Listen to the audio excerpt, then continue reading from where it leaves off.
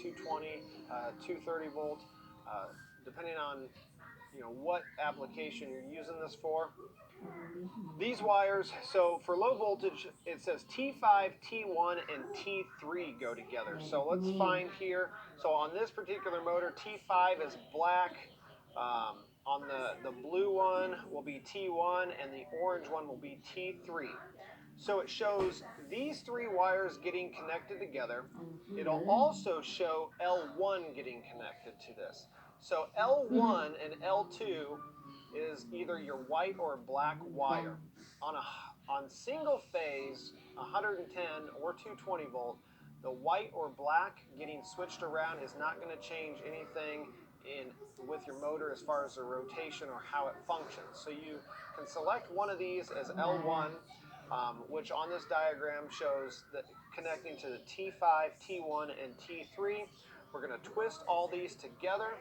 You're going to take a wire nut and screw this on. It's very, very important that you make sure there's no excess wire hanging out and that all the wires have a good connection. If you don't do so, you can burn your motor up or have issues with the wires shorting out inside once you shove them inside the cover.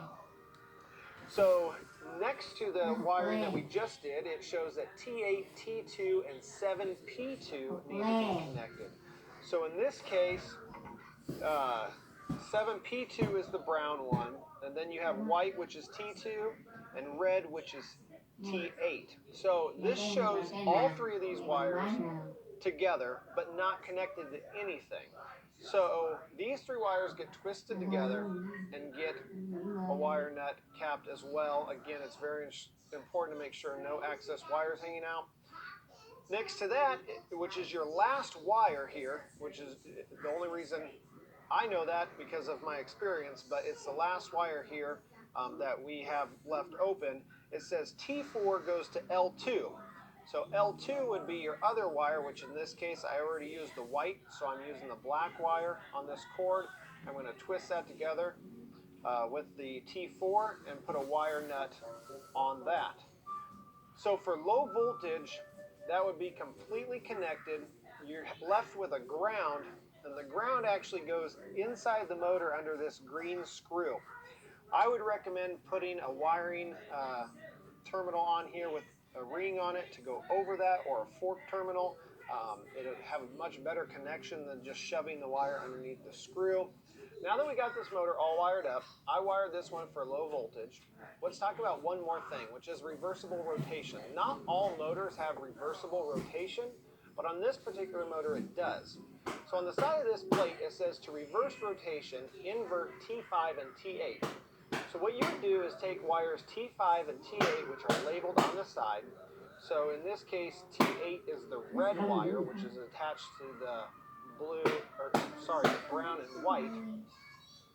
You would take this wire off, and you would find T5, which is the black wire, which is attached to the blue, orange, and white, which is L1. You're going to remove that black wire, T5, and where T5 was, you're going to put T8, attach it back to L1, and twist those together. Again, make sure the wire nut is secure on there and no extra wire. And then you're going to take the T5 and connect it back to the brown and white wire, which was all by itself as before. Basically, all I did was switch those two wires around. No other wires were switched or reconfigured of how they already were. This is very important. If you would get those wires switched around while inverting the T5 and T8, you could cause a short inside the motor or other issues. So taking your time, understanding the diagram is very important. Remember, all the wires are lettered or numbered on most manufacturers, or it'll have a color that's designated to that wire shown on the side, but each wire is connected with a line showing you how they're wired together. That pretty much sums up our quick rundown of understanding the wiring diagram of an electric motor. I know it seems pretty easy, but for those of you that have never seen or worked with a diagram like this, it can be a little hard to understand or navigate. And I hope this video has helped